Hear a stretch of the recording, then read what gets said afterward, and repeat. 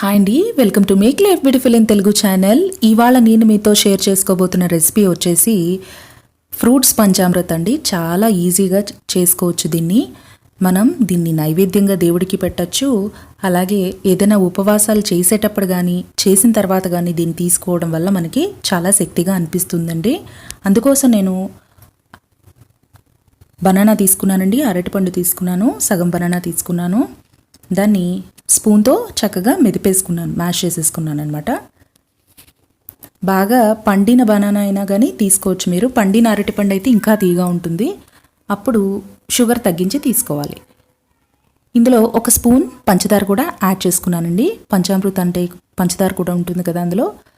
నేను ముందే వేసేసాను అనమాట, అరటిపళ్ళు బాగా మ్యాష్ అవుతుందనేసి. అలాగే ఇక్కడ గింజ తీసి పెట్టినటువంటి ఖర్జూర ముక్కలు యాడ్ చేసుకున్నానండి. అవి కూడా ఒక పావు కప్పు వరకు ఉన్నాయి. అవి కట్ చేసి పెట్టుకున్నవి కూడా యాడ్ చేసేసుకున్నాను. ఒకసారి మళ్ళీ మిక్స్ చేసేసుకోవాలి. ఇలా మిక్స్ చేసుకున్న దానిలో నేను చిన్న యాపిల్ స్లైస్ అనేది తీసుకుంటున్నానండి. ఈ యాపిల్ ప్లేస్లో మీరు జామకాయ కూడా యాడ్ చేసుకోవచ్చండి. ఫ్రూట్స్ అనేవి మనకి ఈజీగా అవైలబుల్గా ఉండేవి ఏమైనా సరే ఇందులో యాడ్ చేసుకోవచ్చు. అలాగే యాపిల్ కూడా వేసేసుకున్న తర్వాత ఒకసారి మళ్ళీ మిక్స్ చేసేసుకొని ఆ తర్వాత నేను దానిమ్మ గింజలు తీసుకుంటున్నానండి. వాటిని కూడా వేసేసుకున్నాను. మళ్ళీ ఒకసారి మిక్స్ చేసుకున్నాను. ఇక్కడ మనకి పంచామృత్ అనగానే పాలు, పెరుగు, పంచదార, తేనె, ఆవు నెయ్యి. ఇక్కడ నేను పచ్చిపాలే తీసుకున్నానండి.